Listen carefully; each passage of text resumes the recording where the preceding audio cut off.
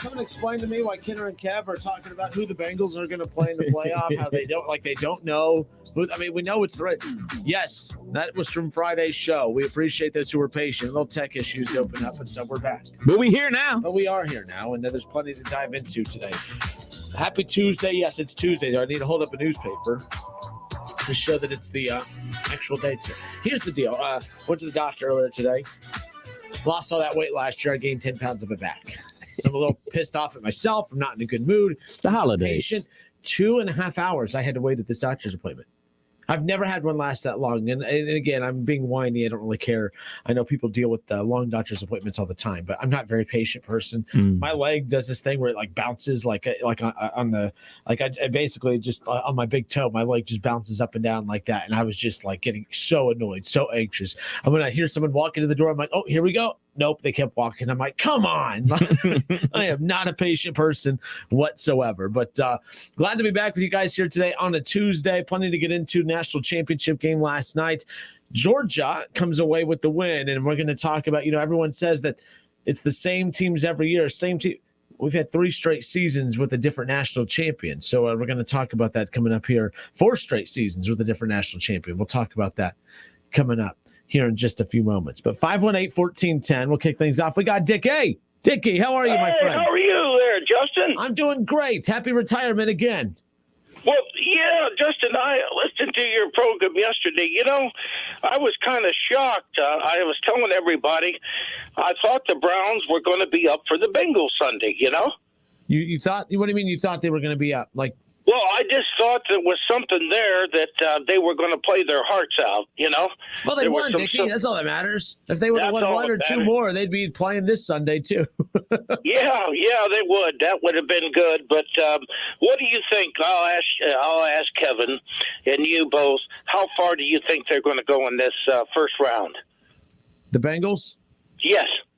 Well, I like their chances against the Raiders. There's not, outside of the Chiefs, and they just beat the Chiefs, there's not a team that the Bengals could have run into that I would have said they don't have a shot against. That's, I think the AFC is really deep and a lot of really good teams. But I don't think the gap between the number 1 team and the bottom team in the playoff picture, I don't think the gap's that large. I don't think that you're going to see any major upsets because I don't look at any of these as upsets. Yeah. If I don't anticipate Tennessee getting to the Super Bowl. They're going to lose, and whoever they lose to, I won't call it an upset. So I think the Bengals have as good a chance of anybody else in the playoff in the AFC this year. Kev? I think every team in the AFC can win it outside of the Pittsburgh Steelers. Oh, yeah, my fault. I forget about that team. That gap's a little wider. Yeah, I think every team in the AFC can win the Super Bowl outside of the Pittsburgh Steelers. I could see all those teams hoisting the Lombardi Trophy outside of Pittsburgh Steelers. So it can go either way, and that's exactly the way the NFL wants it. They want every team to have a chance and everybody to be invested because we think we know, but we don't know. We think Kansas City is going to go to the Super Bowl. We think Green Bay is going to go to the Super Bowl. But these teams are so close and so tight. And to be perfectly honest, outside of, I guess, Philadelphia. Yeah, Philadelphia. In the NFC, I think anybody from the NFC can win the Super Bowl. Do you? You know what I'm sad about, Justin? I've been over the years, when I was in college and stuff, I loved the Browns radio crew back to Gib Shanley, Nev Chandler, Casey Coleman, and now Doug Deacon and, Jimmy Donovan. But Doug Deacon was a masterpiece up there. Do you think, Justin and Kevin? I loved when he did the games back in the 80s and saying, "What do you think?" I think he's one of the best in Cleveland. One of the best in Cleveland. He's one of the best out there, period. And him retiring and calling it a career, it's nice to see him go out with the team getting a win. That's what I wanted for Marty Brenneman when he hung it up with the Reds. And, I loved him. Of course. And, but to see the Browns go out with a win and to send him off with the win for a poor season, it was nice to see a little mini victory right there for them. So, yes, that was pretty cool seeing him hang it up and at least go out with a victory. Yeah, and I told you before they always put me first in the line. They said, "Let's get happy now. Let's go down to talk to Dick from Dayton." They always, and Tony Grossi, I'll have to show you sometime or send you. He did a little story on me in the Plain Dealer about changing the uniforms, but I enjoyed calling them. They enjoyed me, didn't they? Oh, they always bring you up every time we talk to them, Dickie. You're always one of their favorites, especially from Dayton. Yeah. Hey, Justin and Kevin, I got something I want to tell you. Okay. All right, we got 30 I don't seconds. know. I know maybe I'll make a swap mate with you, but our band last night, we played a little bit. We went back and everything, but I think you guys would enjoy if I drop it off at the station or maybe come up. I'm on vacation now up to Vickers and give you something like that for my appreciation of the sports you guys do.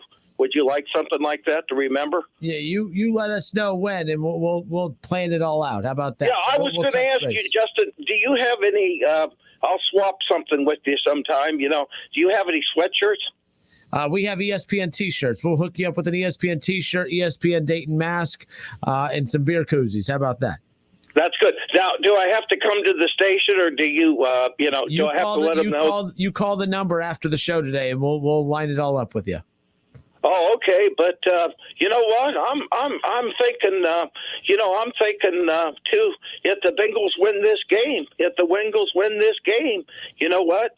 I think they're going to go second round, and you think Super Bowl maybe? One game at a time for the Bengals, Dickie. But Dickie, we're out of time, man. Good hearing from you. Yeah, well, have a good day. Always a pleasure. You as well. Take care. Later, Dickie. Take care. Bye-bye. 518-1410. Yes, if they win the first round, they will go to the second round. Dickie has that locked up. He understands how that's going to work right there. All right, last night, Alabama defeats Georgia.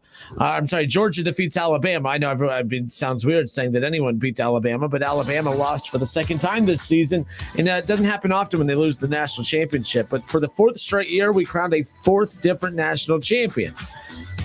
But yet it feels like everyone says we need to change the playoff format because I'm tired of it being the same teams all the time. It's always the same teams. It's always Alabama. Well, it's not always Alabama. Alabama's always in the mix, but it's not always Alabama. So when we come back, we'll dive into why does it feel like it's the same teams every year, but at the end of the day, we crown a different national champion. We've only had two repeat champions, not in back-to-back years, but we've only had two double champions in the last 5 years, and that's Alabama. Alabama's the only team that has won more than one national championship in the last 5 years. Last night with Georgia's victory, fourth different national champion in the last 4 years. Clemson won it in 18, LSU in 19, Bama in 20, and Georgia in 21. But it's the same team every year. Why does it feel that way when it's not? 518-1410. We'll be back in a moment.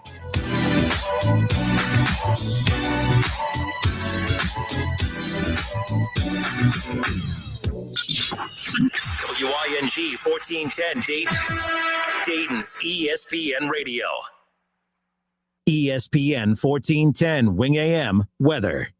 This afternoon will be mainly clear and cold, a high near 30. Tonight's going to be partly cloudy and cold, a low near 26. And tomorrow's going to be partly cloudy, a high near 43. I'm Pete Spivak for 1410 ESPN Radio. If you came across someone struggling with hunger, how would you recognize them? Would you notice a 16-year-old boy who got his first job, not for extra spending money, but to help feed his little sisters? or a mother who's in between jobs and sometimes goes to bed hungry so her kids can have dinner?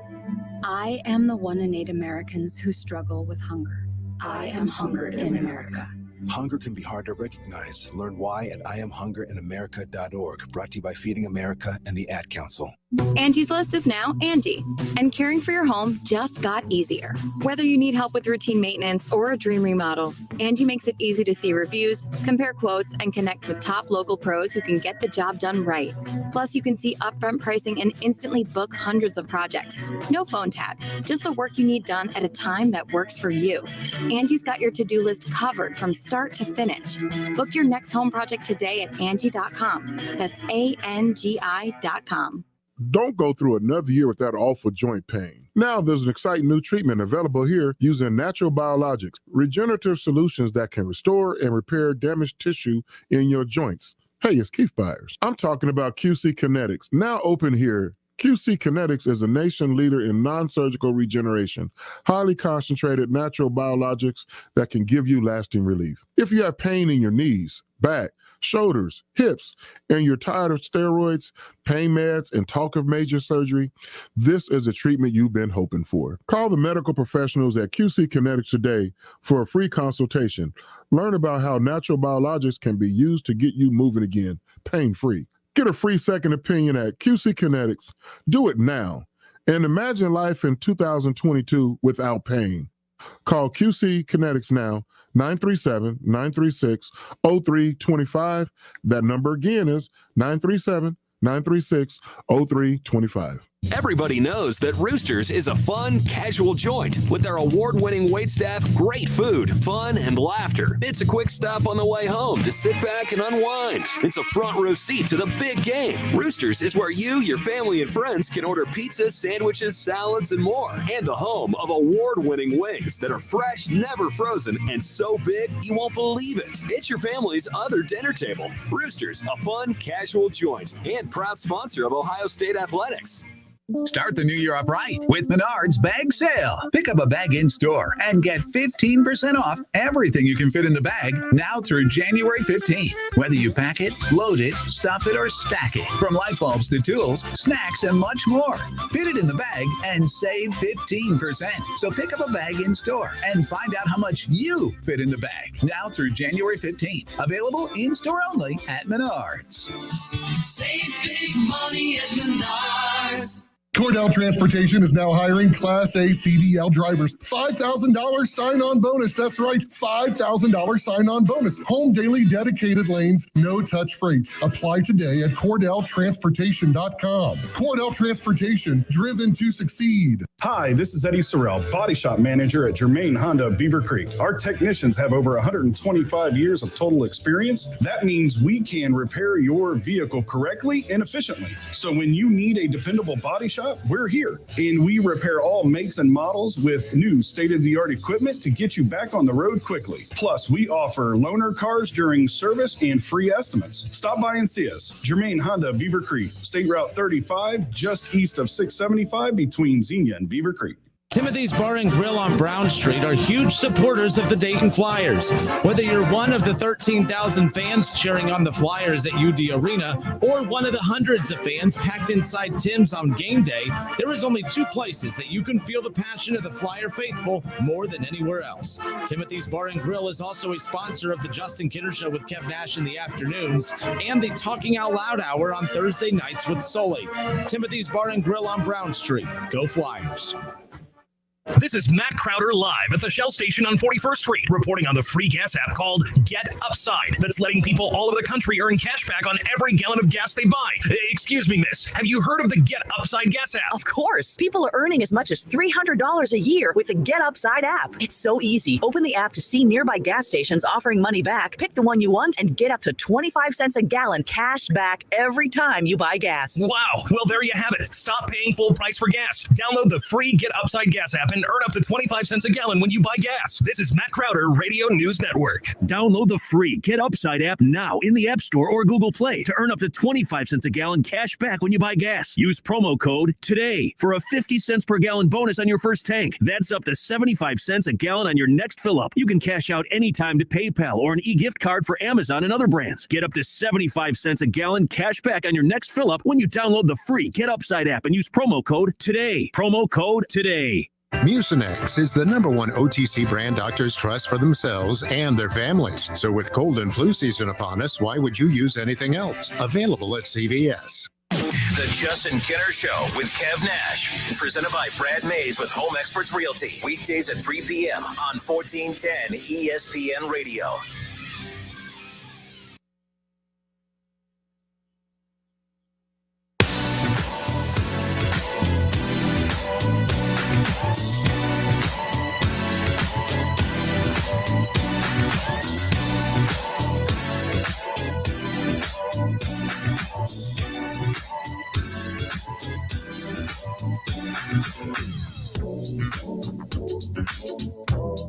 Georgia wins their first national championship since 1980 with their blowout victory against Alabama. Last night's national championship game. We welcome you back. Justin Kinner and Kev Nash hanging out with you here on a Tuesday. So last night, Georgia, in the last 10 years, Georgia became the sixth different program in the last 10 years to win a national championship. Georgia has one, LSU has one, Clemson has two, Ohio State has one, Florida State has one, and Alabama has five. That's the count for the last 10 years of the college football, not the playoff, but the last 10 seasons, we have crowned six different national champions. Kev, how many different national champions do you think was crowned from 2000 to 2010? 2000 to 2010. So we had, in the last 10 years, we've had six different national champions crowned. Right. In the previous decade, how many different national champions do you think were crowned during that stretch? 6. 10. Huh. No repeat champions in that decade. I mean, you had Oklahoma, you had Miami, you had Ohio State, USC, LSU, Texas, Florida, Alabama, and Auburn. 10 years, 10 different champions. 10 years, 6 different champions, with Alabama winning 5 of those. So I found that pretty interesting as far as how that's distributed right there. One more time, what years? From 2000 to 2010. Florida got 2 in there. Maybe that's why. Okay, so I have 9 teams. So 9, either way, 9 teams in 10 years. My fault. So the Florida, I forgot to put the extra tally next to Florida's additional national championship. Yeah, it's because they won it in 2006 and 2008. Yeah. Good call. So either way, so Florida was look at Urban Meyer doing things. In the, no, forget Urban Meyer. Let's talk about my memory. That's what we need to be talking about. So last night, Georgia, and it's funny because, it feels like all we do is talk about Alabama. It's Alabama this, Alabama that. But last night, for the 4th straight season, a different national champion was crowned. Clemson was crowned in 18. In 19, it was Joe Burrow's LSU Tigers. In 20, it was Alabama, and 21 was Georgia. But 4 different champions in the last 4 years, but yet people are complaining, saying that, well, the reason that college football is not interesting is because it literally is the same team every year in Alabama. Now, I know that they've won 5 national titles in the last 10 years, and they honestly looked as if they were about to win their second back-to-back, or they were about to win back-to-back this year with the way that first half and into the third quarter looked. But nonetheless, 4 different champions the last 4 years, that tells a different story. Why does that narrative not seem to fit what the result is? Because, again, 4 different champions in the last 4 years, that shows parity to me, unless people are just sick of the SEC, because that's a different observation. That's probably what it is. I think it's the whole SEC thing, everything like that. I think it's more of that than anything else, because we're inundated with the SEC. It means more, yada, yada, yada. No need to go back down that road. But I think that's what it is, I think. And the other part about it is, no matter if Alabama is winning it or not, they're in it. They're in the playoff. I think they only missed the playoff, twice? So they're in it to win it. You know what I mean? They have an opportunity to win it almost every single year. So it does get a little taxing if you're not a college football fan. If you're just a fan of your team and everything like that, and you're not locked into every single Saturday, you're just really locked into the big games that's coming on Saturday, it probably can get a little tedious and say, oh, them again, Saban again, he's in it again. Who they going to help them out to win this time? Because, a lot of people out there do believe in the conspiracy theories, and, they're setting it up so this team can make the playoff and everything like that. So that's probably where it comes from. 518-1410, 518-1410. Does the end result of last night's national championship game, regardless of whether you like the SEC or not, the narrative is that it's always Alabama. Alabama this, Alabama that. Now, Alabama was in the national championship game, but I've never been one to deem that a team's dominance is bad for a sport, because I promise you this much, Alabama fans don't feel like their dominance is bad for the sport. I don't feel that if it was Ohio State that Ohio State would be bad for the sport. And honestly, I can see where, I've talked before that Ohio State's dominance hurts their conference more than it hurts the actual narrative or the motion of college football in general. I think Ohio State's dominance in the Big Ten hurts that conference more than anything, because it's constant. Well, we know Penn State's good, but then we know that Ohio State's the benchmark. So if we watch Penn State win every game every year except that Ohio State game, when they get blown out by Ohio State, it's, yeah, I know their only loss is Ohio State, but Ohio State's the benchmark, the way that Alabama is in the SEC, the way that Clemson is in the ACC, and, you know, Oklahoma in the Big 12 or what have you. So it's like when you see that the rest of the team, that there's a 3-possession gap in every game at the very least, that's bad for the Big Ten. It's not Ohio State's fault. They shouldn't feel bad for it, but it doesn't change the fact that I think it hurts the perception of the conference being bad because it's Ohio State and only Ohio State. Everyone's like, well, Alabama's dominance must be bad for the SEC. And I'm like, it's not. When you look at the fact that the last 3 national champions have all been out of the SEC, LSU, Alabama, Georgia, that's the 3rd different SEC team to win a national championship in the last 3 years. So I don't think that Alabama's dominance is bad for the SEC. I do think Ohio State's dominance at times is bad for the Big Ten. And I'm not, stirring the pot with that. I don't think that's a hot take. I really do. I think that Ohio State separating itself from the conference will never give respect to those Penn State, Michigan teams, because we're always going to say, yeah, but look at the gap between them and Ohio State. No one, we want to say that in the SEC, but LSU's winning a national championship. Georgia just won one. Alabama's there all the time. I just think that there is a difference in how each team dominates their own respective conference. I think it has a lot to do with also from the SEC. Alabama is a program. Georgia is building a program. I don't necessarily believe that LSU is a program. I think they had a real great team. They always have a whole bunch of talent, but they're not churning out playoff appearances or BCS titles at an alarming rate like Alabama, or even making it to those championship games like on Ohio State. I think that they have a team can have a great season, but I think it takes a lot more to build a program. And what Ohio State has, and definitely what Bama has, and what it looks like Georgia's about to have, is a program where it's sustained success year after year, year after year, and even like a blip year that Alabama has when they lose 2 games and they go to the Outback Bowl. That's a blip year, and there's people pulling their hair out. Like Ohio State, blip year where we lost 2 games and our defense was terrible. We go to the Rose Bowl and we're upset about it. It's the same thing for Alabama. I'm not sure if it's the same way for other teams like LSU. Like I think they just had I don't want to discredit anything that they did, but before that 19 team, when the last time was LSU relevant? Like, what, probably like 08 maybe? Oh, I mean, they won 2. And I said earlier, see, this isn't matching up. Hold on one second. Because LSU won the national championship in 2007 and 2003. So they won 2 championships in that decade as well. So they've won 3 in the last 2 decades, last 20 years. LSU has 3 national championships. So I see what you're saying, but it's like, damn, if a non-program is winning 3 national championships in 2 decades, I'd want to follow what they're doing over trying to be the program that's always falling short. But I know that's not how it works.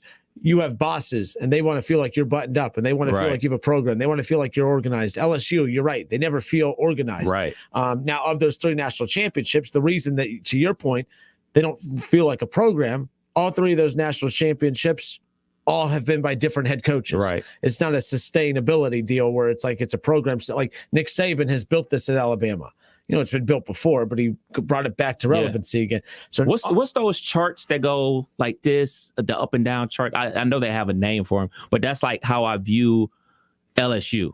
They have their peaks and valleys, peaks and valleys, peaks and valleys. There's never like, you know exactly what you're going to get from Alabama. It's been a peak for the last almost 2 decades right now. For Ohio State, it's been peak for like the last 2 decades.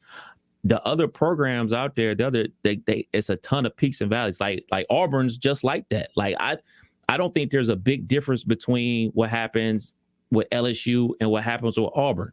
Like we can go to Auburn's won a national championship. What they won with Cam, I want to say that was like 09 or 10. And then they were in the national championship game again versus Florida State and could have very well won that game. So I just see these other programs out there. I guess Alabama and Ohio State are, how you like to say, they're the anomaly. Like, because everybody else doesn't have this long run of success.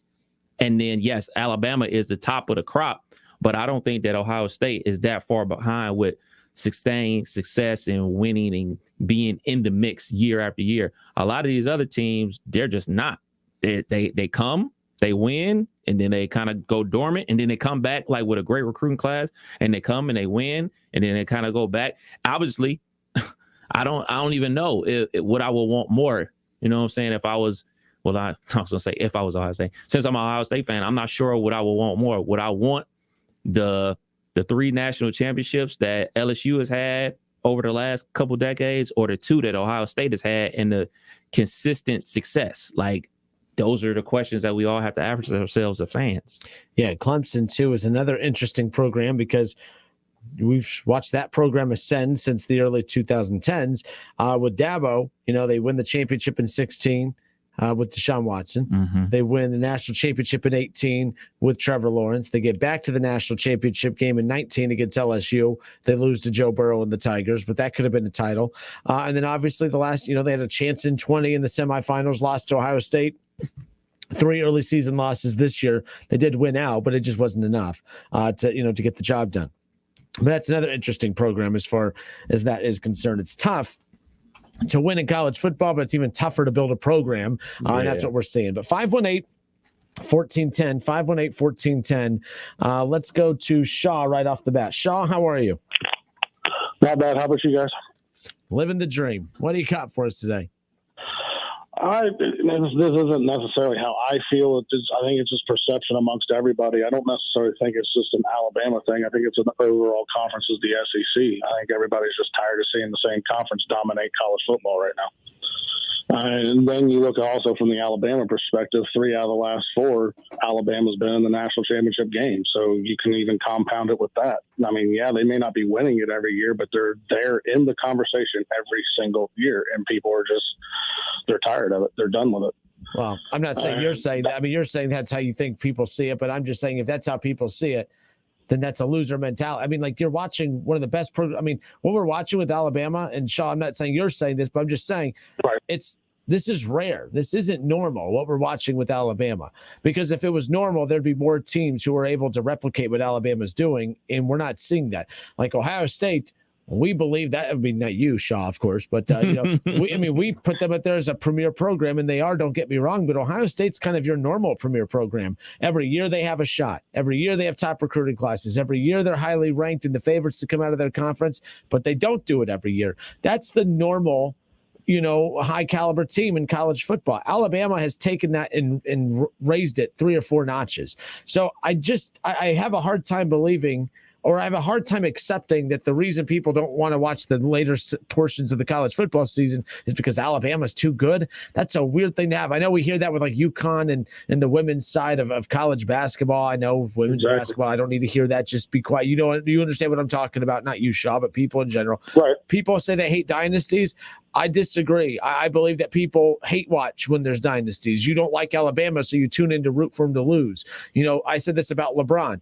People said LeBron ruined the NBA. The ratings went through the roof when he went to the Miami Heat. For everyone that loves to tell people, I don't watch, ratings went through the roof when LeBron went to the Miami Heat because people tuned in to watch him lose. People hate the Lakers. They tuned in to watch them lose. People hate the Cowboys. They tuned in to watch the Cowboys lose. I'm not putting them on that dynasty status. They haven't won one in decades. But I just that's weird to me that people don't want to watch something because of dominance by a program. That's just jealousy to me.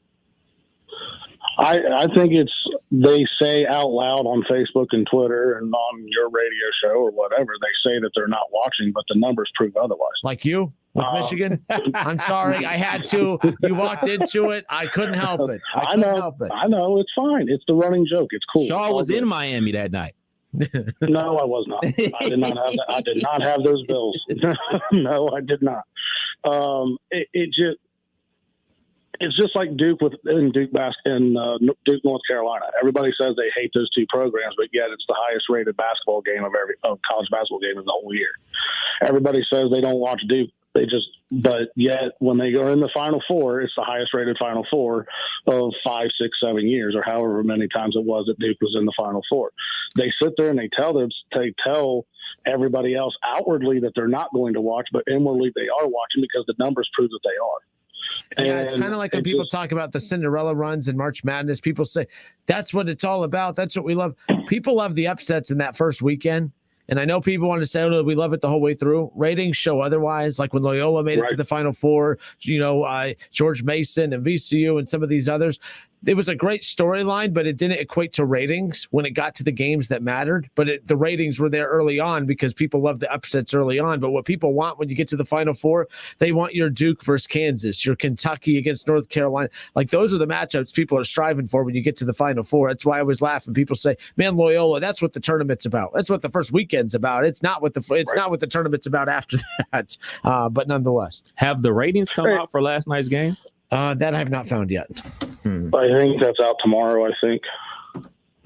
At least I haven't seen it yet, but I mean, you guys would have more access to things than I do. But it's just back to like Bama and all that. It's Ohio State, Bama, and it appears to be soon to be Georgia, and we'll see what A&M does with their recruiting classes of the last couple of years, especially this recruiting class. They're on another level, and people are just tired of saying it. Earlier in the year, I was on the expand the playoffs thing. After this season and after watching the Final Four with my team in it and getting absolutely tallywhapped, I think I'm on your side now, Justin. I think we need to go back to 2. And I think we need to adopt more of the BCS style where they're doing all the rankings and a committee can pick the 2 teams out of those 4 teams or whatever, some combination like that. And we need to retract because there was 2 teams in the Final Four this year that had no reason even stepping on the field. None. And the 2 best teams in the country were on the field last night. And I don't care what anybody says. The 2 best teams, not the best offense, not the best defense, the 2 best teams were on the field last night, and it's not even close right now. And that's the aspect of it that's disheartening for me as a college football fan is not only was this year we're going to see 2 teams in the final game, but I think we're going to see 2 SEC teams in the final game for years to come. We'll see what Ohio State does defensively, and if they can get back on board with the silver bullets and all that. And if they do, then Ohio State puts a monkey wrench into that. But I don't see the SEC. The SEC is not going anywhere. And as much as Big Ten fans and as much as Big Ten country hates to hear that, it's just the fact that it's just the way it is. Shaw, we're out of time, man. Appreciate the call. Got you, brother. Later. Well, I didn't hang up on him. How about that? Look at that. New year, new year. But to be clear, I never said I wanted a 2-team. I said I just like it at 4. Was it you that said that? Yeah. My rebuttal to that is he might be right.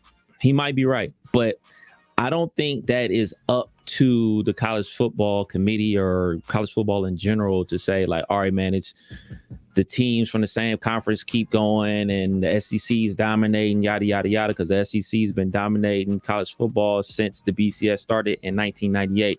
It's not on them. It's not on Bama. It's not on Georgia. It's not on name your SEC program. It's on the other programs across the country to level up. It's not their problem. Their job and Nick Saban's job and Kirby Smart's job and Jimbo's job and blah, blah, blah, coach down there in the SEC, their job is to win the chip. So their job isn't to make sure things are balanced and make sure, all right, man, SEC, we won 5 in a row. Let's go ahead and let the Big Ten win 1. That's not their job. Their job is to continue to win and to dominate. So this is, hey, Ryan Day, fix the defense. Hey, name your coach in whatever conference and your favorite team, fix whatever your issues are, and go win 1. Hey, Jim Harbaugh, come up with a better scheme on offense to throw the ball downfield. Like, that's their job. It's not their responsibility in the SEC to stop winning games or championships just to make everybody happy because their fan base is happy. All right, Matt on YouTube says Georgia-Alabama's college football playoff title game averaged 22.6 million viewers across ESPN, ESPN2, and ESPNU, which is up big from a record low of 18 million of Bama-Ohio State in 21, second lowest since the college football playoff started in 2015. Lies! Buckeyes!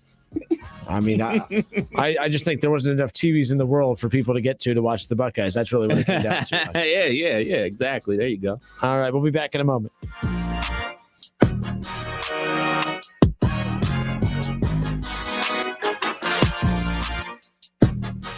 The Justin Kinner Show with Kev Nash. Presented by Brad Mays with Home Experts Realty. Weekdays at 3 p.m. on 1410 ESPN Radio. This view was worth a hike. Right? And it's a good way to stay on top of my health. Yes, I'm Cologuard, a prescription colon cancer screening option for people 45 plus at average risk. Have you screened for colon cancer? Not yet. Don't wait. It's more treatable when caught in early stages. Tell me more. Cologuard is non-invasive and it's used at home. It detects altered DNA in your stool to find 92% of colon cancers. 92%? Yep, even those in early stages. This was seen in a clinical study with patients 50 and older. Any positive result should be followed by a diagnostic colonoscopy. False positive and negative results may occur. Cologuard is not a replacement for colonoscopy in high-risk patients. Do not use if you have had adenomas, have inflammatory bowel disease and certain hereditary syndromes, or a personal or family history of colon cancer. Most insured patients pay $0. Ask your provider or an online prescriber if Cologuard is right for you, or visit Cologuard.com. I'm in. 70% of the Fortune 100 choose Zoom. With phone, chat, workspaces, apps, events, and video in a single platform, Zoom powers all your communications. Large enterprises, small businesses, and individuals use the secure Zoom platform to enable new ways of working, learning, hosting events, and supporting their customers. And now you can save 15% on meetings, chat, and phone with a Zoom United bundle. Visit zoom.com/bundle. Zoom, how the world connects. Right now, people are home with their pets more often, and I think now, especially with the shedding, they're more cognizant of what's going on and that it's an actual issue, and Dynavite has helped tremendously in our house with that. I just heard the Dynavite commercial so many times, I said, you know what, I'll give it a shot, and I ordered it and tried it, and it worked. The Dynavite, the being at home, working with them, they all love it. Me and Chewy are together 24/7. Within 3 weeks, he's not scratching and itching, and he's an all-around happier dog. DINOVITE.com.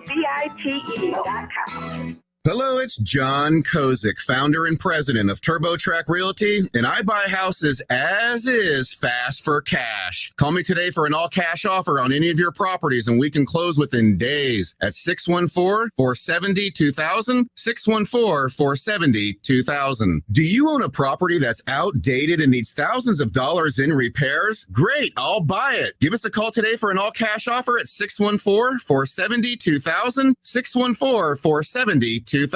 Would it be convenient for you if you could simply take what you wanted and leave the rest behind? Great, I'll buy it. I buy all types of real estate completely as is. I buy vacant properties, inherited homes, divorce situations, death in the family, apartment buildings, rental portfolios. I even buy my tenant won't pay me the rent houses. Call TurboTrack Realty today for an all-cash offer and speak with one of our friendly staff members at 614-470-2000, 614-470-2000. 34 teams, 19 games, all in 4 days, live from Trenton Arena in Kettering. It's the 2022 Premier Health Flying to the Hoop High School Basketball Invitational, January 14th through the 17th. Don't miss out on a chance to see some of the best local and national teams and players. Huntington Prep, Akron, St. Vincent, St. Mary's, Wayne, Dunbar, Centerville, and more. It's the 2022 Flying to the Hoop High School Basketball Invitational, live from Trent Arena in Kettering. Get your tickets at flyingtothehoop.com/tickets. If you need new roofing, siding, or gutters, skylights, or patio enclosures, if you're a homeowner or business and need someone you can trust, don't take a chance. Enhance with Lance. Lance Roofing and Siding in Fairborn has been satisfying customers since 1993 and hold an A+ rating with the Better Business Bureau. Lance Roofing and Siding, 8460 Dayton Springfield Road in Fairborn. Call for a free estimate at 864-2722. That's 864-2722 or online at lanceroofing.com. There's never any FOMO with the iHeartRadio app. You won't ever have to miss out on your favorite shows and contests with this radio station again. Radio 24/7, 365. We're here when you want us. Stay connected and listen anywhere when you download the free iHeartRadio app. File in a way that fits you and get the refund you deserve. Jackson Hewitt Tax Pros can help you discover thousands worth of new tax credits so you get every dollar you deserve. Learn more at jacksonhewitt.com. He's a former Buckeyes great and now a college football Hall of Famer. And don't forget about his 13 years of NFL experience playing for the Eagles, Dolphins, Jets, and the New England Patriots. He's Dayton's own Keith Byers. Hang out with him every Monday at noon on the Keith Byers Show, presented by Lee's Famous Recipe Chicken.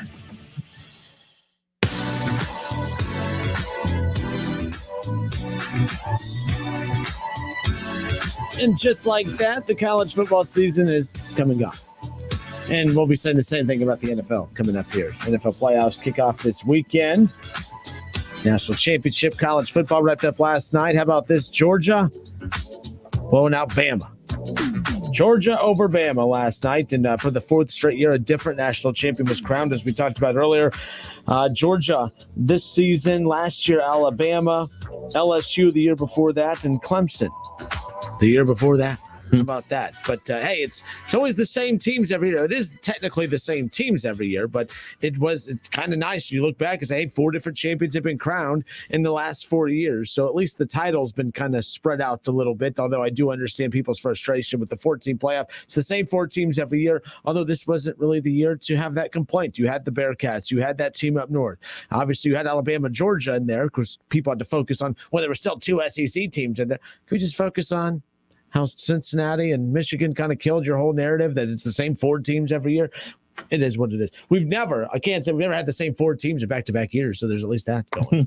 All right, let's talk with ESPN Radio's Jason Fitz. Jason, you must be a little stressed, a little tired from this past weekend, right into the national championship game. I hope your liver's doing okay. I hope you're doing okay. Welcome. No, thanks for having me. And look, I'm stressed in every good way. I cannot believe the way Sunday night went for me as a Raiders fan. Everybody knows that. And man, there are a few moments there's 2 events every year on the NFL or on the sports calendar that are my events that I promised myself from day one I would never take for granted. One is the cover that, and the other is the college football national championship. And, it's been a weird couple of years, but I'm telling you, it just hit different last night walking on that field before the game, knowing, hey, last year we weren't able to do that. Most of us weren't able to be around the game. Just being around that crowd yesterday was a reminder of how amazing college football is. I love it so much. Jason, last year, I know there was limited fans at the title game with Ohio State, Alabama. You didn't have access to the field or anything, did you? Was that different last year? Yeah, totally different. They didn't even travel us last year. They were so limited on how they were going to allow anybody to cover it that we had to cover. The only time we've ever done this, we had to cover our digital shows from Bristol, Connecticut. They didn't even take us. So this year, much, much different, and much different for the kids. Like, even when you talk to the players being around it, I think everybody understood last night that it was going to be a wild crowd, and it was a wild Georgia crowd. It was palpable, and I just kept thinking, man, that made such a difference last year in the way the national championship was even received, that you didn't have that same level of in-crowd, in-field, in-person passion that Georgia fans brought. I don't know where Bama fans were at all, but Georgia fans were there. Well, obviously, it was a completely different second half than the first half. But let's just be honest. Let's go back to that SEC title game and watch what Alabama did to Georgia. I know it's always tough to beat the same opponent twice in a season, especially within a close span of time, like what we saw the rematch just a few weeks later, or I guess over a month later, I guess, with the national title game. But your thoughts on the differences between the matchup and the SEC title game and what we saw yesterday? How surprised were you to see the way Georgia handled Alabama, especially late, because they couldn't really get anything going in the first 2.5 quarters? I think the most surprising part about all of that is the here we go again mentality is real, and I talked to Golick Jr. about it on our pregame show, that there's just this moment for Georgia where you've been in these tight games and found a way to lose so many times. My concern was what happens when you start stepping on your own feet, and we saw that from the outset. I mean, Stetson Bennett, we remember, it's like he decided he was going to fumble because a ghost punched the ball out in the first quarter. I was sitting in a production area at that point, and a bunch of the major analysts said, man, this kid just looks like the game's too big for him. And early on in the game, it did. Georgia did everything wrong early in the game, which felt reminiscent of the SEC championship game. The difference between those two outcomes is that Georgia calmed down, and it never got in their head. And I don't know why. I don't think anybody knows why they had the perseverance this time. They never have. But I do think the interesting part of it is that plays forward. Now, any conversation that Georgia can't get past Bama is officially dead. Like, that here we go logic is gone. And I think this is an empowering moment for Georgia for the next 5 years. You talked about Stetson Bennett. They tried to out-recruit him because, let's be clear, he is a former walk-on. They tried and brought in DeJuan Mathis, came in there, a highly recruited guy. Obviously, the transfer from USC, Daniels, and says somehow, some way, he continues to be the guy that Kirby Smart turns to at the quarterback position, and he showed his worth last night. What did you think about his performance overall, especially after that fumble? Well, I thought it was gutsy the way he sort of managed to maintain his cool and the way Kirby Smart managed to maintain his cool with him. But I was in the airport today flying out of Indy, and I got into it a little bit with two Georgia fans in line at the coffee line because they're sitting there talking about how, everybody stinks because we're sitting here doubting Stetson Bennett. And I was like, whoa. We didn't doubt Stetson Bennett. Your staff doubted Stetson Bennett because to that point, they've been trying to find an improvement every time we turn around. And how many times did we hear the rumblings that maybe JT would get an opportunity if Stetson didn't play well? And a lot of that came from within the program. So I think that Georgia themselves knew that they didn't have the ideal quarterback situation all year, but he still wins the job. But also, let's not get it twisted. Like, I don't think that means anything for the future moving forward. Georgia's got to be smart and realize that they didn't win because of Stetson Bennett throughout the course of the year. He did a really nice job in the championship game, and great kids can have great moments that should be remembered for exactly that. But let's not get it twisted. He's not Joe Burrow. So, if Georgia can make sure that they upgrade at that position, I think they'd be stupid not to, championship or not. I'm glad you brought up the Joe Burrow aspect of that, because I was just going to ask you what makes this different than the last SEC team that won a national championship that was in Alabama. You looked at that LSU team, you had Joe Burrow, you had Justin Jefferson, you had obviously Jamar Chase and Clyde Edwards-Helaire. You just had NFL talent all over the place. There's a lot of NFL talent on this Georgia team too, don't get me wrong, but this just feels like they're built to sustain this, to keep this going. Whether it's winning in back-to-back national championships, that's still to be seen, but this doesn't feel like it's a one-off. You don't expect to have that dip with this program, or do you? What's the long-term outlook, or I should say short long-term outlook for Georgia? What do they do with this national championship?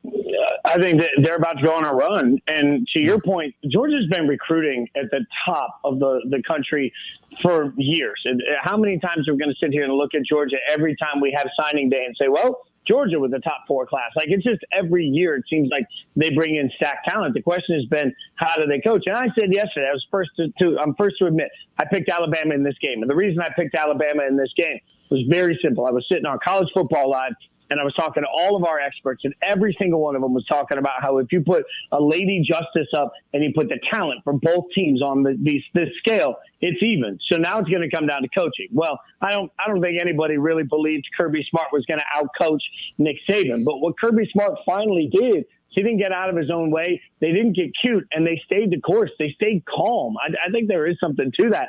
So, again, with the Georgia team that's now sort of got that monkey off their back, with the team that's always going to be as talented as Alabama, now you're looking at it saying, man, if I'm the SEC East, I feel pretty defeated, because if that game had gone a different way, we'd be talking about a pressure cooker in Georgia. I don't think we are now. I think what we're talking about is opportunity. So Georgia's going to be good for the next several years. They got too much talent not to, and now they have a natty. So watching the game on TV, you talked about it while you were there, that there was so much Georgia fans in the building. What was the reaction from the few Bama fans when the wide receiver Jameson Williams went down with the injury?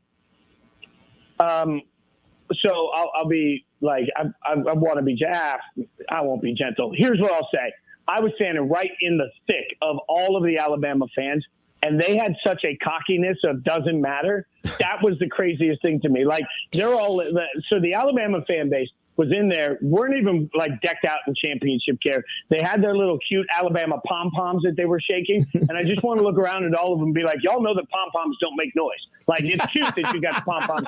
They look good on TV, but you're not doing anything for the game. And then all of a sudden, Jameson Williams go down, and I literally heard an Alabama fan say, next man up. And I'm thinking, you are so spoiled that you think a top 5 caliber draft pick can just be next man up by somebody that may have the best. And they're like, Slade Bolden might be the coolest name in college football, but that, like, you ain't just replacing that level of production. So I thought the level of cockiness out of Alabama fans in that moment in the stadium to me was a little surreal. And the funny thing is then you can double down on the Georgia fans. who are looking at it and saying, hey, it's still Georgia. We'll find a way to lose. Like I watched cockiness on one side and absolute fear on the other. And by the end of the game, I think that's why everybody, like the end of the game was, as the reaction from fans was as much about shock as it was anything else. The shock from everybody, even in the airport today, there was this level of, I can't believe that just happened from both fan bases.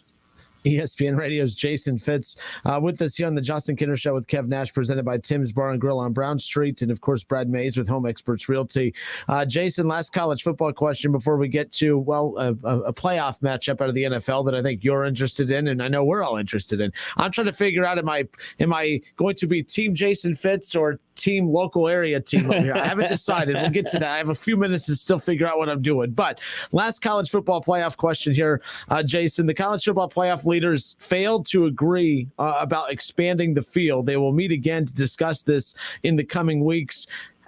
How high is the urgency to get this done? I mean, is this just something they're kicking around? I mean, is this, again, we're going to be talking a lot of baseball coming up in the coming months. You know, how serious it is when they sit down at the negotiation table to get a deal done, to get a season going. How urgent is this expansion talk when it comes to the college football playoff?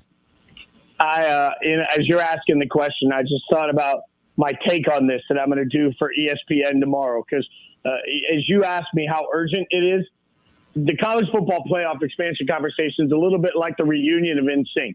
There are some people that could really use an NSYNC reunion in their bank account, right? And they're looking around and like, Chris Kirkpatrick is like, guys, let's go on tour. And Joey Fatone is like, I don't really always want to host bad game shows. Let's go on tour. And maybe even JC sitting in the back saying, let's go on tour. The problem is there's a couple of conferences that are being Justin Timberlake right now. And they're looking around and they're like, wait a minute, I can keep all the money, all the creative control, do whatever I want with my career by myself, or I can split it with four other dudes that haven't done anything with their life for the last several years. That's the college football playoff conversation. Like, because right now the SEC is looking at it and saying, last time I checked, we just got two teams in the championship. I don't really need college football playoff expansion. If I'm the Big Ten, I'm looking around and saying, last time I checked, some of the biggest brands, we got a fat TV deal, and we're only going to get more fat TV deals because people watch Ohio State. People watch Michigan. I'm looking around and saying, I'm really sorry, Oklahoma State, but why am I supposed to give a damn about your money? That's where I think we are with the college football playoff the expansion conversation. And until somebody can come in and make sure that the SEC and Big Ten see actual value in it, why would they do it? All right, let's move on to the NFL. And I have a song to play for you. Oh, there it is. Oh, yeah, you know me, Jason, big Bengals fan. This is rich. This is rich. All right, you got the Bengals. Let me ask you, of all the teams the Raiders could have gone head-to-head with, the Bengals on a level of 1 to 10, scale of 1 to 10, where's the concern level for you heading into this matchup with the Bengals this weekend? An 8. I think if I was making my choice between teams, if you could tell me I could have anybody in the AFC for the Raiders to take on, my least favorite matchup would be the Chiefs, because the Chiefs are the Chiefs and they also know the Raiders incredibly well. The Bengals would be my second least favorite matchup. The Raiders have struggled this year when they've taken on offenses that are capable of doing two things. The Raiders can take away one thing defensively. They can't take away two. So the problem here is going to be, even though the Raiders have played much better. The last time the Bengals played the Raiders, Joe Mixon ran all over Vegas. Vegas has fixed a lot of those issues, and they've faced starting running backs that are good over the last month. They've been able to shut them down fairly universally across the board. But what hasn't really been talked about, because everybody talks about the pass rush, is that the secondary for the Raiders has been absolute makeshift. And Casey Hayward Jr. has played really well. Everybody else are guys that weren't even on the roster at the beginning of the year, practice squad guys from other teams, guys that other teams have given up on. It is absolute hodgepodge in the secondary. So my concern is, last time, Burrow and Chase didn't really have to go off because Mixon got it done. If the Raiders dedicate themselves to solving the Joe Mixon issue, how are they going to stop Jamar Chase? The answer is they aren't. So far this year, when the Raiders have played dynamic offenses capable of doing two things, they give up 35 points. So now it becomes, can they score 35 points? And even though they did against the Chargers, took overtime to do that, I don't know that I trust it enough. So the one thing I'll tell you guys that I think everybody should look for in this game is that the Raiders play to keep games close. Like, it's by design. The way they play defensively, they're very safe. They'll give up big yardage. They don't want to give up touchdowns. The way they play offensively, they want to hold the ball for as long as possible. They want to make sure that they drain every drive in the 8-minute range. So the Raiders are going to try and limit possessions. They're going to try and slow this game down for that purpose, and they're going to try and hope that they can reduce the scoring by doing it. The question is, can you, when Jamar Chase can score in one place from anywhere, anytime? I don't think so. I think it's a bad matchup for the Raiders. Dan Orlovsky disagrees with me. We were texting about it today. He's smarter than I am, but I don't have the faith he has. Rewinding back to Sunday night, it goes into overtime. What are you thinking? Are you thinking you guys should play for the tie? Are you trying to get the win and everything like that? And speaking from a Pittsburgh Steelers fan, thank you very much for winning, because that win got us into the playoffs. So thank you. I watched the game, unlike Coach Tomlin, who fell asleep. But what were you thinking? You were thinking, let's just milk the clock and go into overtime. I mean, tie it and we walk into the playoffs, or did you want to try to get the win? I think it would have been a job-losing mindset for Rich Bisaccia, who still has I think Jim Harbaugh has a very real chance of being the next coach of the Raiders. I've heard that from enough people around the organization. I think it's real. But if you're Rich Bisaccia, you're saying, I got nothing to lose. I've waited my whole life to get this gig. The one thing I'm not going to do, even though he's a very conservative game manager, the one thing I'm not going to do is give my team a conservative mindset in a game that you win and you get in the playoffs. I think their mindset coming into that entire thing, you got a home game in Vegas with the opportunity to beat a rival and send them home. I don't think playing for a tie was ever really going to be in their mindset if they could avoid it, because you want to send a message to Mark Davis, to the city of Las Vegas, to everybody involved that you're out with the killer instinct too, and cliche, just win, baby. It's not just tie, baby. I think Bisaccia and the Raiders knew that, went in with the reckless abandon because of it from the outset. They let San Diego, good Lord, they let the Chargers back into that game in the fourth quarter. I think they needed to come out and make a statement, and they did. So, removing your fandom, what did you think about the timeout that the Chargers called? Stupid. I don't understand. Like, I get that, and I was actually talking to a prominent NFL writer about this yesterday in Indy. Like, Staley is such a nice guy, and he speaks to the media in such great terms with, like, he's good at using a reporter's name back when they ask questions, all of these things. He has managed to put himself in that weird position where I'm not really sure he's a great coach, but I'm sure that everybody likes covering him. So he gets a lot of benefit of the doubt. But I mean, how many times, not just the timeout, but going forward on 4th and 1 from your own 19. I mean, what are you doing? And I looked at it and smiled, because I thought, you know what?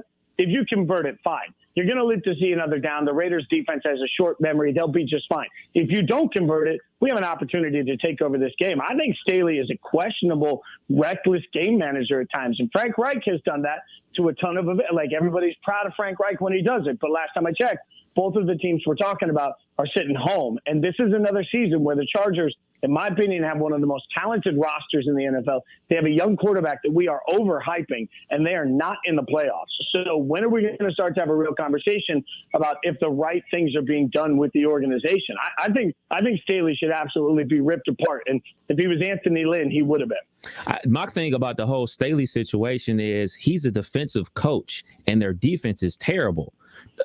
Like, that's so questionable to me. Like, that should never happen when your best part of your whole being is being defense, and you can't do that. Like, Andy Reid, his whole thing is offense. Their offense is good in KC. Like, that's what should be good about their team, and it's just not. Yeah, you get fired when you're not good at the thing that got you hired. That's also part of why I think we have more patience with special teams coordinators that become coaches, because frankly, like, nobody's looking at it saying, well, you know, the net punting average is really going down. Like, that's not a thing. But we are looking at Matt Nagy saying, hey, you were brought in to be a great offensive mind, and you haven't done that. You know, you look at any coach that's brought in, Vic Fangio loses his job because the defense wasn't good enough and they weren't able to get wins. So, like, I think we give a little bit more rope to special teams coordinators because their expertise is off the wall. All right, ESPN Radio's Jason Fitz hangs out with us each and every week, and he is a big Raiders fan. And the Raiders and the Bengals, 4:30 this Saturday. I don't know where my allegiance falls yet. I've made an entire look, Jason. I don't know if you know this. It's a new year. It's a new me. I've been giving the Bengals fans what they want. I've been praising the Bengals. I've been giving them their flowers. I've been doing all of that. But man, it's really hard to pick the Bengals in a game when I've picked them to go 0-17 all year. I never picked the Bengals to win. But both teams have long playoff droughts. A 14-year playoff drought for your Raiders, about a 3-decade-long playoff drought for the as far as a win goes for the Cincinnati Bengals. Which drought comes to an end on Saturday? I think the Bengals win 42-28. That's my pick right now. I think they're going to get points galore. But I'll ask you this. I need your life advice. Y'all can chime in on this. All right, Jordan Cornette, good friend of mine. Jordan Cornette wants me to go to the game. He's a lifelong diehard Bengals fan. He already has a ticket in the suite.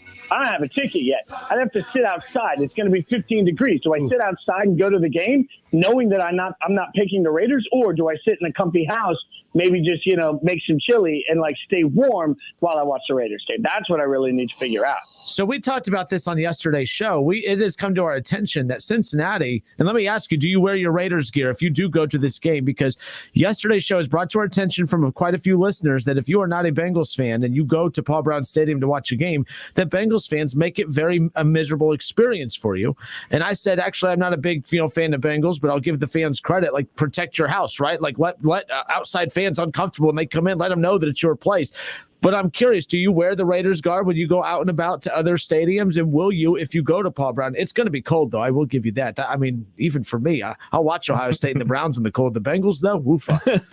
Oh, yeah. No, if I'm going in that stadium, I'm wearing a Raiders beanie, a Raiders mask, a Raiders shirt, a Raiders hoodie, under a Raiders starter jacket, possibly under a fluffy Raiders jacket. Might see if I can get Raiders printed on my pants, and then I'm wearing Raiders shirt. There's no doubt about any of that. I might get a sign made that said I work for ESPN, be gentle. I don't know. Other than that, there's no doubt. I mean, I'd be going head to toe. I'd try and find a bar beforehand for a Raiders fan meetup, and we'll go over in numbers. Let's go. My advice, stay at home. It's cold outside. I don't do cold. I don't do the cold, man. I'm just sorry. I just don't do the cold.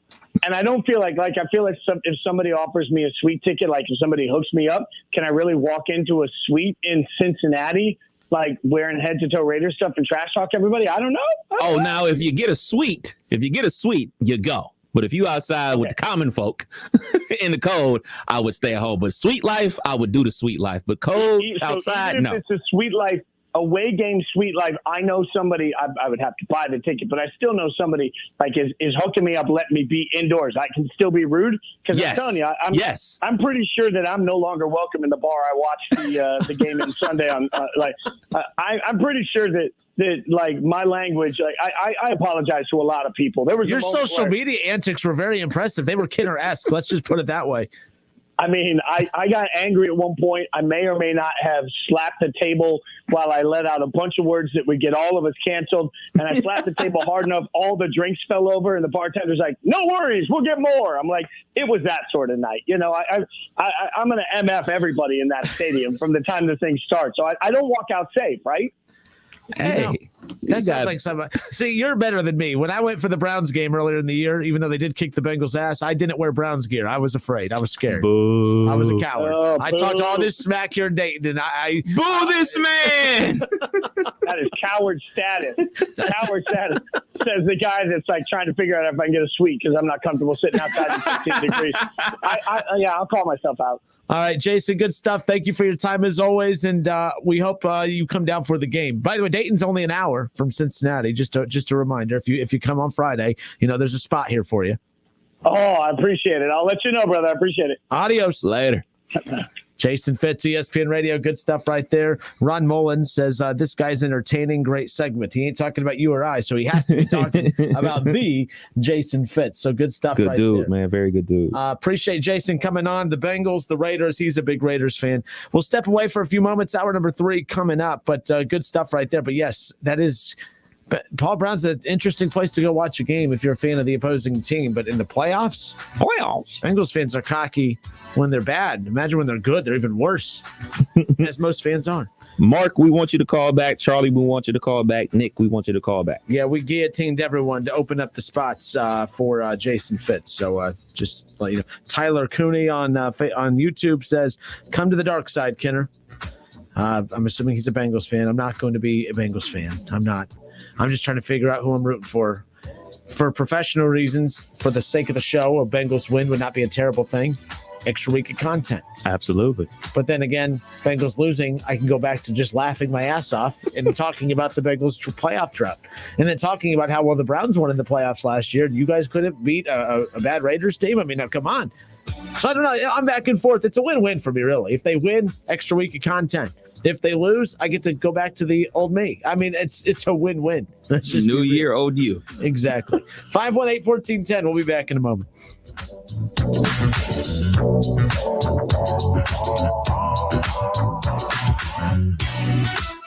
It's the Justin Kinner Show with Kev Nash. Justin, you're awesome, baby. Right here on 1410 ESPN Radio. Today on Hey Culligan, how smart is your water? Here's Tracy. Hey Culligan, I think my water might be dumb. Good news, Tracy. Your water's not dumb. It's just not talking to you. You can make my water talk. No, but the new Culligan Smart Drinking Water System can talk to your phone to tell you when your water filters need changing and help you meet drinking water goals. Now that's some brilliant H2O. You said it, Tracy, and we're already on the way. Let us help you out with a free in-home water test with the local Culligan water expert at Culligan.com. Research shows that people remember radio ads with lots of sound effects. So to help you remember that Liberty Mutual Insurance Company customizes your home insurance so you only pay for what you need, here are some zany sounds. Saving on home insurance is no laughing matter. Liberty Mutual customizes your home insurance so you only pay for what you need. The money you save could change your life. It's time for you to take your insurance choice seriously. Only pay for what you need at libertymutual.com. Liberty, liberty, liberty, liberty. WYNG 1410 Dayton, Dayton's ESPN Radio. We're a farm store, a family store, a look what I found store. We're a store made for real people and some real beasts.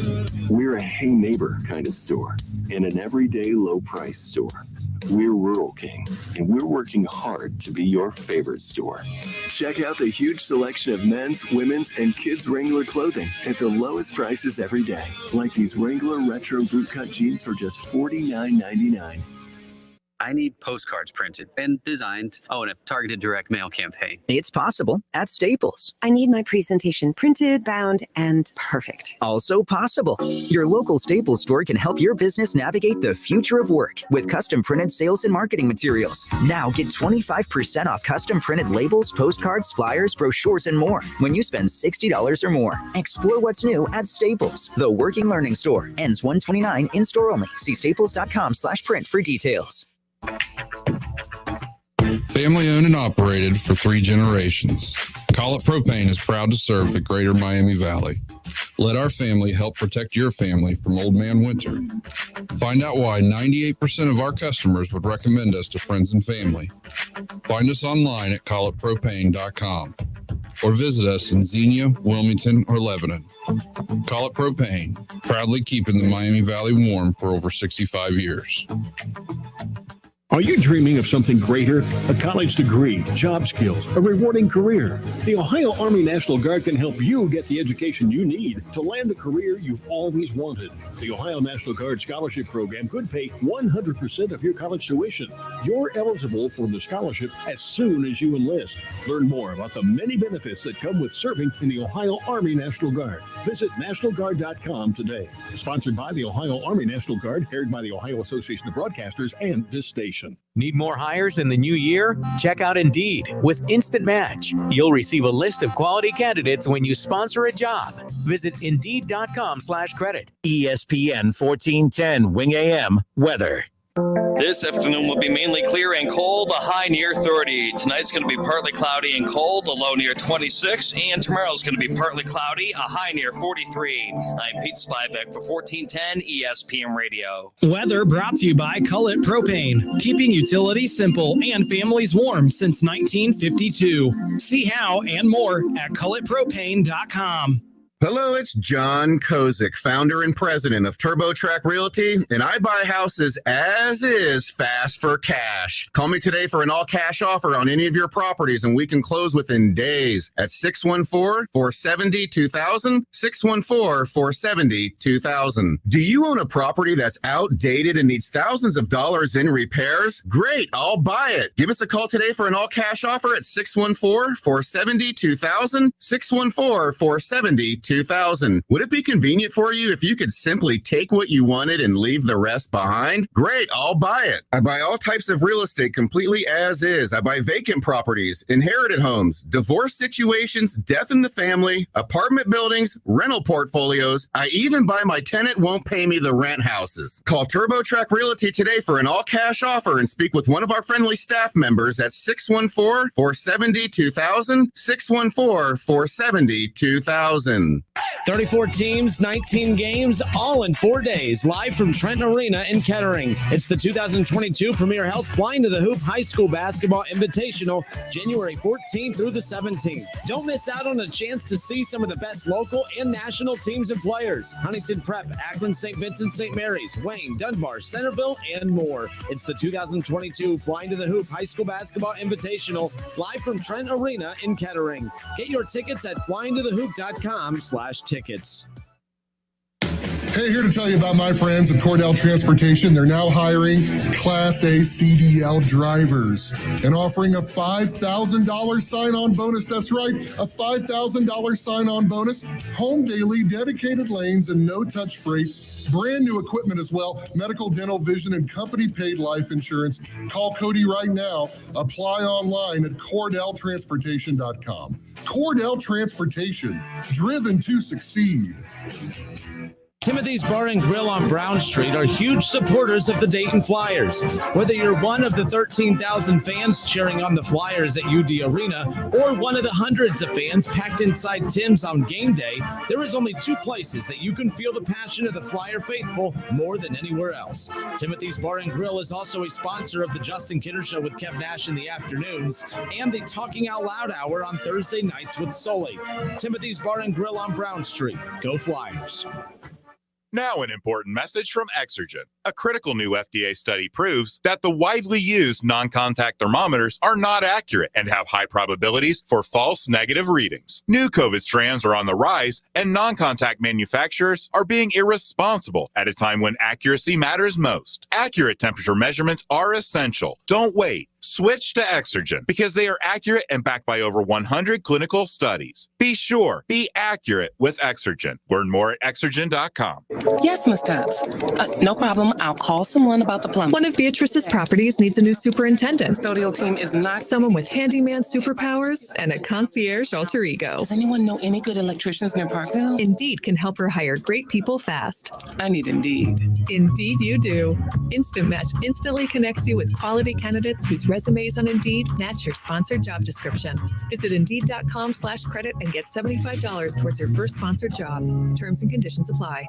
Want the same internet but more privacy? DuckDuckGo's got you covered. With one download, you can search and browse privately, avoiding trackers, all for free. DuckDuckGo. Privacy simplified. Texting enrolls you into recurring automated text messages. Message and data rates may apply. If you are a man over 40, listen up, because this could impact how much you're getting done during the day and at night. The harsh reality is, once you hit 40, your body has less free testosterone. Here's the good news. Eugenics, the #1 selling testosterone booster at GNC, has changed the game again for men over 40 with Eugenics Total T, their most powerful man-boosting formula ever. And guys all over America are raving about it. Jeremy P. says, this is the best product I've found to raise T levels. I plan on using the product for the rest of my life. And how about Shane D? He says, I had no drive and was tanked out at the end of the day. After 3 months, my energy level is through the roof. I work out like most 19-year-olds. I am 47. Guys over 40, you need Eugenics Total T. And right now, you can get a complimentary bottle. Just text POWER to 321321. It's the #1 selling free testosterone booster at GNC. But you can only get your complimentary bottle by texting POWER to 321321. That's POWER to 321321. Text POWER to 321321. Exergen would like you to know about an important new study by the FDA. It confirms what the medical community has always known. Non-contact thermometers are not accurate, and they fail to meet FDA requirements for accuracy in labeling. With new strains of COVID on the rise, we can't afford to tolerate rampant false temperature readings from non-contact thermometers. Accurate temperature measurements are essential. You need Exergen thermometers because they are accurate and backed by over 100 clinical studies. Be sure, be accurate with Exergen. Learn more at Exergen.com. When your roommate borrows your car every day, it might be a blind spot. Even having people over to jump around on your trampoline. Yep, it also might be a blind spot. Blind spots are all the surprising things that might need more coverage that you weren't aware of. Good thing Allstate agents can help you find those blind spots while watching out for your wallet. Call me, Dave Mowdy, at 325-2474. That's 325-2474. Right across the street from Frisch's on East Main Street in Springfield. Based on coverage selected, savings vary, subject to terms, conditions, and availability. Complete your plumbing project right now with help from Menards. Get a new water softener to make sure you have softer skin and cleaner clothes with Water Boss. A compact 40,000 grain Water Boss water softener will eliminate hard water. It saves you money by using less water and less salt too. Reduce chlorine, bad taste, and odor from your water with a Water Boss water softener. Save big money on one right now at Menards. Save big money at Menards. The Justin Kinner Show with Kev Nash, presented by Brad Mays with Home Experts Realty. Weekdays at 3 p.m. on 1410 ESPN Radio.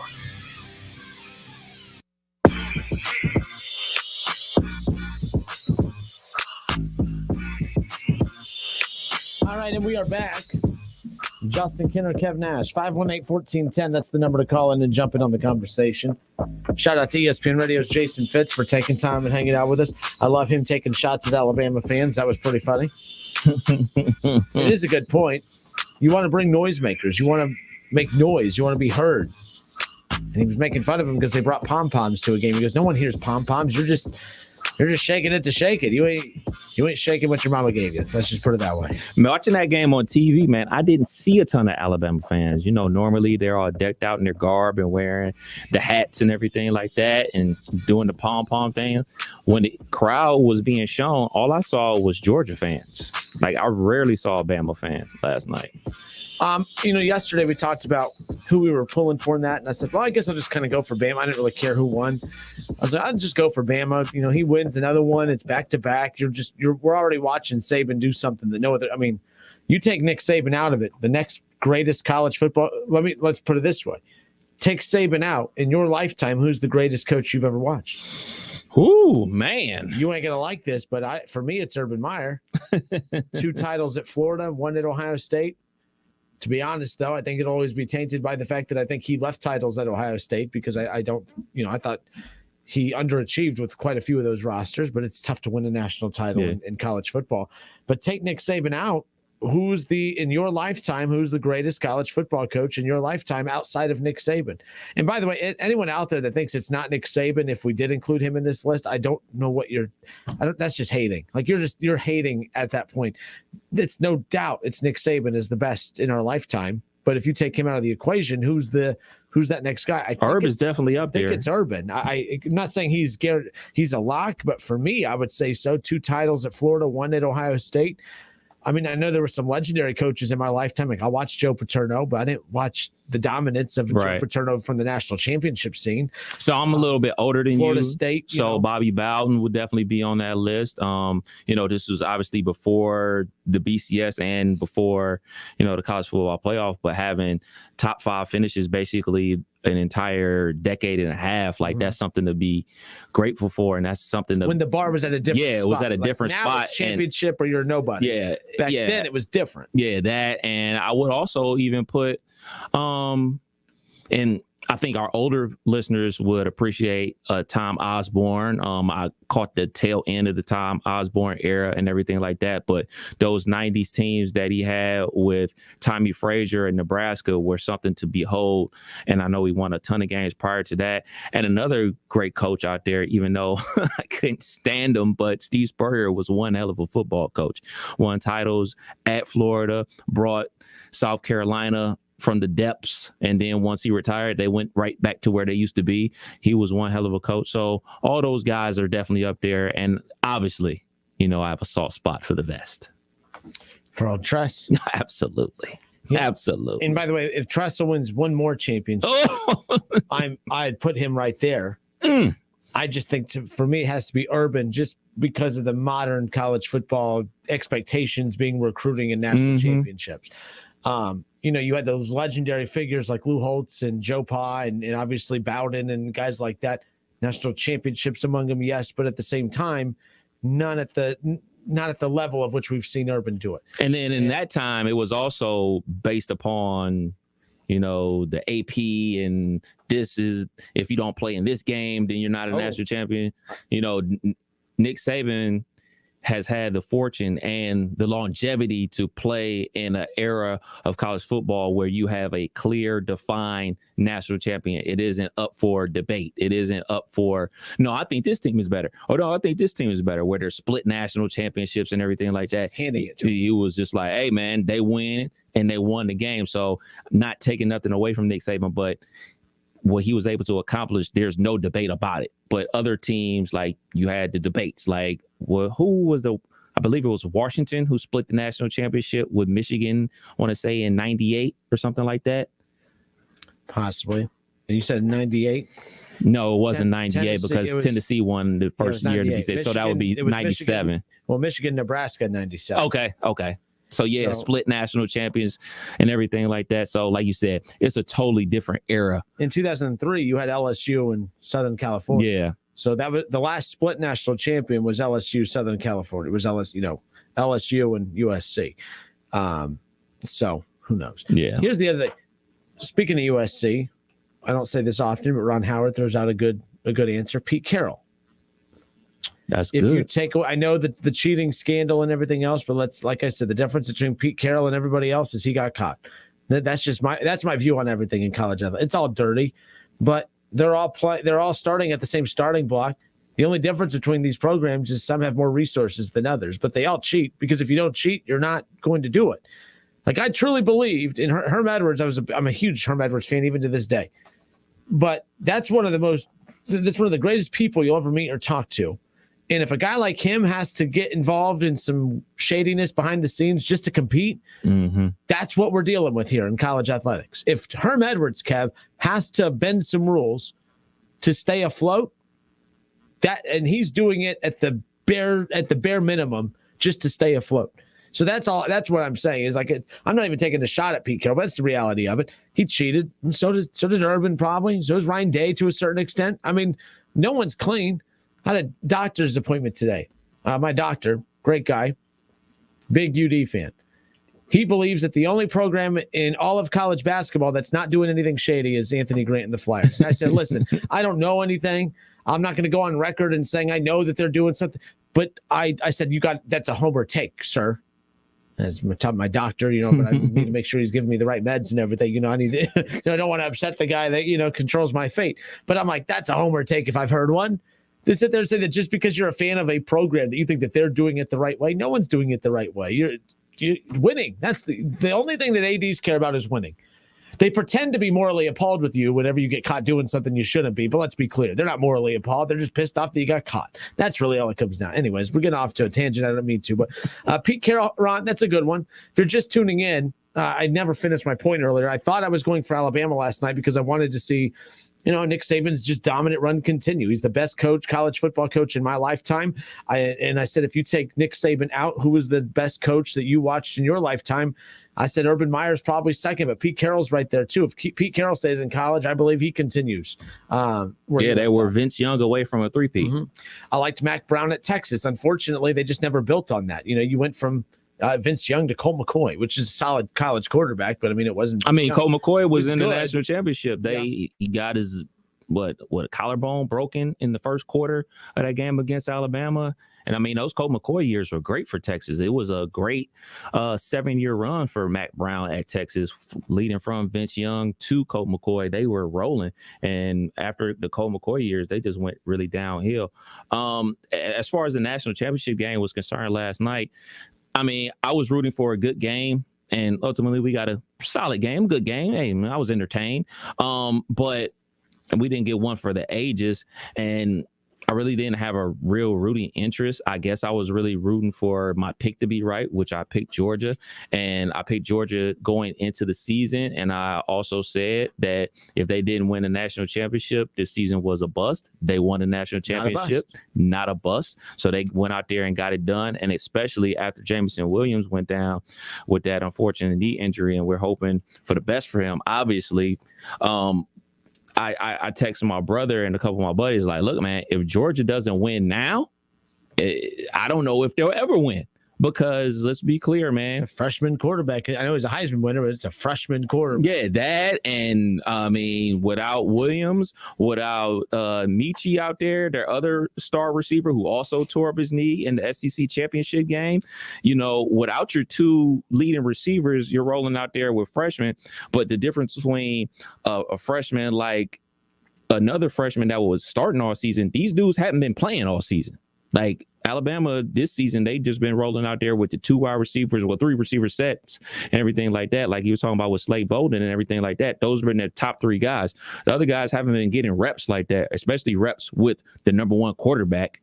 So, like, if Georgia wasn't able to pull this victory off, it was something to be said about where this program is headed. And another big thing about what Georgia did, which they didn't do in the SEC championship game. In the SEC championship game, they try to play coverage. They try to keep everything in front of them.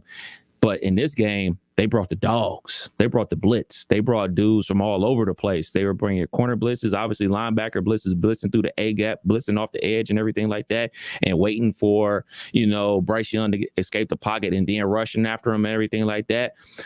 So they definitely when they put the defensive tackle in on the offensive line, and then at fullback, they put another big defensive back to add the extra blocker. Kirby Smart. Those are national championship moves you make. Just try to go all out. Yeah, he made the adjustment, and the biggest adjustment was after Stetson Bennett fumble. If that was the NFL, that would have been a pass. But I don't know why there's different rules in college football than pro football. But that's another story. But that was called a fumble, and then Alabama goes up, and to Georgia's credit, they got aggressive then. Two big plays in the passing game, got them down there and got the lead back. And then once they got the ball back again, they stayed aggressive, end up scoring again. So kudos to Georgia for saying like, no, we're not going to go out like this. We're not just going to shrivel up and go into a shell and play conservative and try to run the ball into the line of scrimmage 4 times and then punt. And hopefully our defense comes up with a turnover. They trusted their quarterback enough to make passes over the top, and he completed 2 of them. And he got 1 big pass interference to set up a scoring situation as well. So they're the champs. SEC, it means more. You happy now? Well, I saw someone last night had a good tweet. They said the SEC, it just means bore because it was a boring second half. It just means bore. But no, I was going for Alabama, but then at a certain point of that game, I'm like, you're right there. It's one thing if Alabama blows Georgia out, but when they were down 9-6 and it was in the third quarter, I'm like, I hope Georgia pulls this out because Kirby Smart, that's painful. If you lose a close one to Bama, that's painful. Your ass kicked, you're supposed to. It's Bama, right? No one blames you, but they're like, okay, yeah, you're not Bama. But when you lose a close one to Bama, like Auburn's still kicking themselves to this day. So it was a lot of teams. If he'd have stayed in bounds, themselves too. It had stayed in bounds, they'd have won that game. So that's kind of, that's why I was happy to see Kirby do it. This is much different, though, than when Ed O, go Tigers, won it with LSU, where everyone felt like it was just everything was a perfect storm. Georgia, this wasn't a perfect storm. This was just the work that Kirby put into that team was on full display against Alabama. Can they sustain it? I think they have a better chance of sustaining it than what Ed O did at LSU. But as Jason Fitz just said on the show a little bit ago, the recruiting has been trending in this direction for quite some time. It's not like they've had a couple good recruiting classes and they've tried to ride the coattails of that. They're compounding recruiting classes. It's every year. It's what Ohio State does. It's what Alabama does. The difference between in Ohio State, I'm going to be critical here. If Georgia continues in this pace of continuing to make the playoff, it's harder for them to make the playoff than you, Ohio State. And yet they're there, I think, 2 less times than Ohio State has been in the history of the college football playoff. That's a problem. Georgia shouldn't be making it regularly when you have Alabama in your conference. And they're in there pretty often. That's not okay. And Ohio State, you recruit at a high level. The reason I'm critical of Ohio State at times is because I'm watching what teams who recruit at their level, what they do with that talent. That's why when people get mad and say, well, Justin, you got to understand. I'm like, no, you need to understand. Ohio State does not play in a good conference. There are good, solid teams in that conference. Penn State's solid. Michigan finally, after 6 years of Harbaugh, finally solid this year. But it's not a great conference. It's just not. The SEC, way more challenges. You have Alabama. Like that's what's frustrating about Georgia is that they've gotten there twice. Now they have a national championship under their belt. They have the same amount of national championships as Ohio State does in this last decade. And Ohio State's they've had a jump start on Georgia from a recruiting standpoint. They've had way better quarterbacks. They've had way more NFL wide receivers. I mean, it's one of those things where Ohio State needs to start getting to the, winning. They need another national championship. Like, I don't think one's enough in the last decade. They need to add another one because they recruit at the same level as Georgia and Alabama. But Georgia, man, that championship is going to go a long way. And we'll see if Georgia can compound it and continue building on it. But that's where I'm, with Ohio State, it's playoff or bust at the very least. But at some point, another championship needs to be won here in the next couple of seasons to justify all the recruiting you're doing. Otherwise, what's the point? That's why I get mad on National Signing Day, early signing day, National Signing Day. I'm just like, okay, we celebrate this day because of all the talent that comes in. Well, what are you doing with it? Because at the end of the day, what happened last night, crowning a national champion, whether it was Alabama or Georgia, that's what you recruit for, is to put yourself in position to win these. And I just don't feel like Ohio State does that enough. I know we're coming a year off removed from them being in the title game, but I'm just saying we need more of that. And championship game or bust. I think Ohio State's a championship game or bust. Championship game or bust type of situation with Ohio State. And this is what Georgia's going to have to deal with. Their defensive coordinator is now the head coach at Oregon. Same thing that is going on at Clemson, where they got rated for all their coaches and everything like that. They finally decided to move on. Dabo's got to revamp everything. He's got to get new coaches in there and get those guys on the recruiting circuit. Exactly the same thing that has to happen at Ohio State. There's a ton of new guys being hired on the offensive line and the defensive rooms and everything like that. That's great. We want an overhaul to part of the defense and everything like that. We want to overhaul to the coaching staff. Fine, that's great. But this is where you earn your money as a coach. Like, there's no doubt in my mind that Coach Day can draw up an offensive scheme. It does it in his sleep. That's easy for him. That's light work for him. He can call a game. That's light work for him. Him finding coaches that can hit the recruiting trail and continue to bring in A1 level talent and develop that talent. That's where he makes his money. And that's where the coaches make their money. Their responsibility is obviously to recruit, but it's also to develop that talent to go out there and execute on the field. So, like, a lot of this stuff is kind of like, okay, fine, whatever. You hire somebody. That's great. Welcome to the family. We're going to root for you. We're going to pull for you. Now go fix it. Now go fix our defense. Let's get back to the Silver Bullets defense, because we won't win a national championship with that type of defense, no matter how good our quarterbacks and wide receivers are. Because offense is better than both offenses from last year. Absolutely. Hands down. I think Ohio State has the best offense in the country, but the best offense in the country ain't going to get you nowhere as Oklahoma. That's anyone in the Big 12. That's what I said. Congrats. Ohio State became a Big 12 team. Ryan Day has turned them into a Big 12 team. People got mad at me for saying that. I'm like, look, it's not a horrible thing. It means you're just one puzzle piece away. There's teams striving to get to Ohio State's status offensively. There's a lot of teams who are just murky. Michigan, very, very good defense, just okay offensively. But that's not enough to win a national championship. You have to be elite on one side of the ball. You have to be elite on one side of the ball and above average on the other to give yourself a shot. But being elite on one side of the ball and not elite on the other, that'll never get it done. I don't care if you're an elite defensive team and you don't have the offense to complement it, you're going nowhere. I know defense wins championships, but defense with a competent offense wins championships, not defense wins championships in college football. Because, yes, you can go, this is one of the best defensive teams ever in Georgia. That offense was just competent enough to get the job done. And we saw that last night. Not the sexiest. I'll take Ohio State's offense over theirs any day of the week. Right. But Ohio State, last night, watching those two teams, watching the beef on both sides of the ball, Ohio State matches up offensively, but defensively, I'm like, I knew Ohio State was bad defensively, but I'm like, we're watching men on that defensive side of the ball for both teams. And I didn't feel like we were watching that for Ohio State this year. And it's not the same old excuse as the speed in the SEC or, up here in the North, we don't have the same type of talent. Ohio State is a national program. Ohio State recruits every state in the union. You know what I mean? They can get anybody from anywhere to come to Ohio. We get California kids to come to this great weather we're having here in Ohio. You know what I'm saying? We get dudes from Florida. We get dudes from Texas. We get them from everywhere. Maryland, D.C. We get them from everywhere. So it don't matter where they coming from as long as they coming in to be developed. And, you know, the whole phrase that Ohio State social media uses is develop here. And ain't no doubt about it. They develop a ton of talent. But over the last 3 years, the defense has not been developed to Ohio State standards. And Coach Day, he'll get it fixed. Coach Day, he'll get it fixed, and we will win a national championship in the next 2 years. Book it. I like the positivity. Before we close it out with the call, Tim on Facebook, and this is a good one too.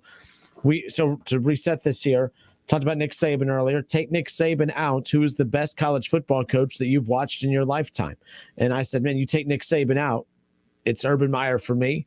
I know there were some more legendary coaches that you could say, you know, I didn't grow up watching, watching Penn State and watching those guys, but like at the same time, you still got to watch that coach, you know, throughout the majority of my life as a kid growing up. But it wasn't the same. Like Urban Meyer, I watched developed here and there and over there in Utah and Bowling Green and blah, blah, blah. But Urban Meyer for me. But so Tim brings up a good one on Facebook. Kev, he goes, was never a fan, but Jimmy Johnson at Miami, a couple of national championships and also a couple of Super Bowls to boot, may have been the best ever at building a team from the ground up. I think Jimmy Johnson and Pete Carroll have a lot in common, you know, with the success at college and in the pros. I mean, we talked about Nick Saban, best college coach arguably ever, couldn't get done in the NFL. I just said Urban Meyer is my second best coach in my lifetime, couldn't get it done in the NFL. So although his team did just beat the Colts oh no, not his team anymore, but you know, so, no, that's a good we one. We appreciate the Jacksonville Jaguars. Duval.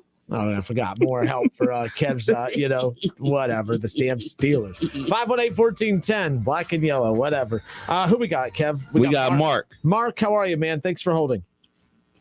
Hey, what's going on? I just wanted to say last night, man, those dogs can hunt.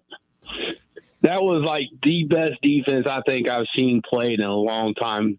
He never had a chance to get the ball off. Then guys were in his face. I mean, it was outrageous how bad. I mean, they were after him in that second half.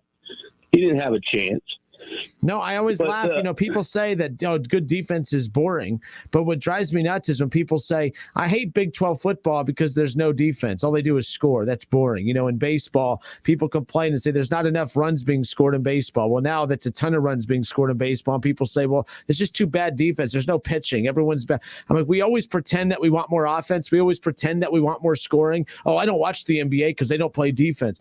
That's all people do is complain is that there's not enough defense. There's not enough defense in baseball, not enough defense in the NBA, not enough defense in football in the Big 12.